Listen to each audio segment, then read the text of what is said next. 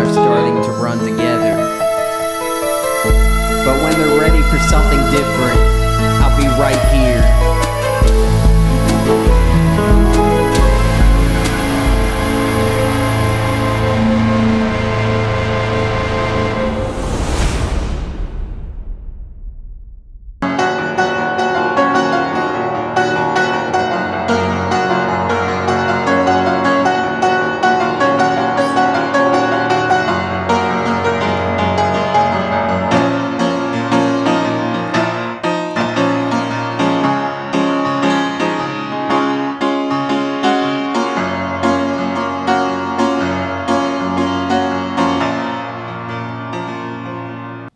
Hey guys, welcome back to Todd Audio Updates. I'm thinking about starting to record more of my practices for the channel, so today I'm going to talk about how to set up this acoustic piano. It's a Spinet piano up to record with a Zoom H5 with a couple SM57s on the XLR inputs. So what I'm going to use is right here, the Zoom Handy H5 recorder, two SM57s, and that's the gist of it, and just a couple mic stands and cables. Quick note, I won't be using this, but for the H5, it does have an accessory attachment available right here. This thing pulls off, and this goes on there, so you can add two more XRL type inputs to it. So that would be useful in a treated room if I wanted to get two more mics further out, like room mics. For my setup right now, the room's not treated. It'll pick up a lot more reverberations if I get the microphones too far away. So I'm going to stick with the onboard stereo microphone and two of the SM57s. So let's get going.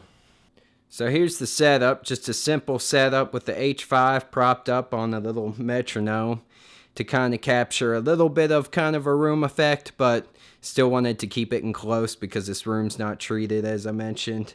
The other two are right up on it to just get a up close sound of it. There they are right there. And with these SM57s, it's kind of like wherever they're pointing is what it's going to get most.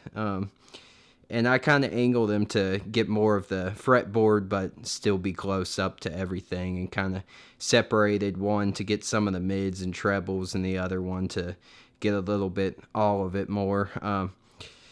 With these Spinet pianos, it can be tricky because everything's so close together.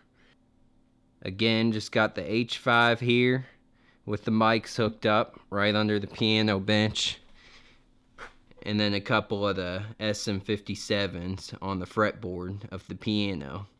So you can tweak these after you get that set up, just mess with a few different recording options and things like that. Mess with a little bit of mic placement and just kind of see what sounds good, what doesn't, and tweak it a little bit.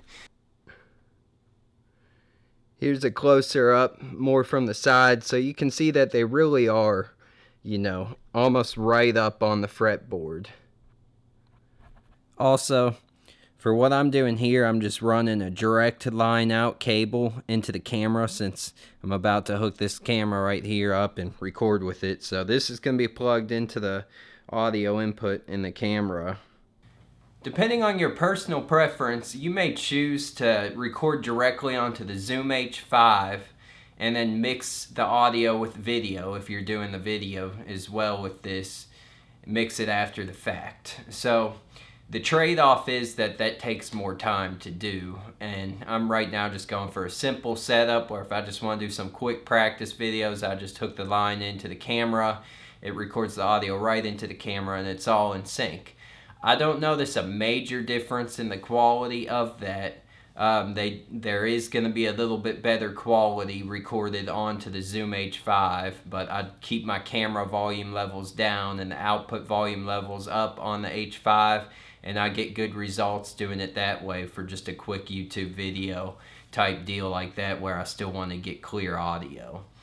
One big advantage that I'm missing out on by doing that is the Zoom H5 will record into 4 separate tracks when I do this setup. So if I record it onto the H5 and after the fact wanted to do some post-editing just on the audio, I'd be able to turn the stereo mics down or one mic up or put effects in it, you know, just tweak it more. Where this is just totally raw. Whatever levels the stuff is at right now, it just comes through the line output as is into the camera.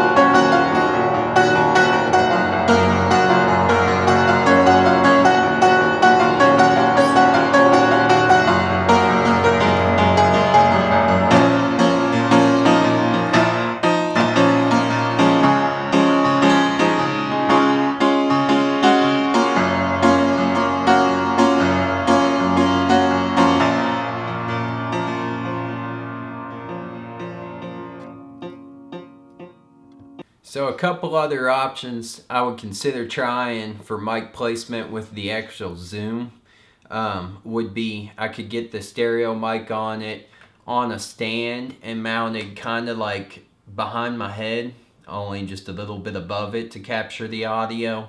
So that way it'd be more kind of in the room and capturing from above. Another one would be to open up the top of the piano here, take all this stuff off, and open that up and mount it on a stand just kind of pointing downward right about here, or mess with the height a little bit right in this region to capture it from that angle. But I'll save those for probably a video in the future. This is just a simple setup where it's like if I just want to hook it up quick, can go right there. It's a pretty decent spot for it, and it seemed to work pretty well. That's it for today. Thank you for watching. If you're not already subscribed to my YouTube channel, please subscribe. Future updates will include a little bit more like this occasionally, where I get in a little bit more detail about how I do some of the behind the scenes recording, and just as always, keeping you updated on my latest music projects and things that have been going on in my life as a musician. Thank you for watching and have an awesome day.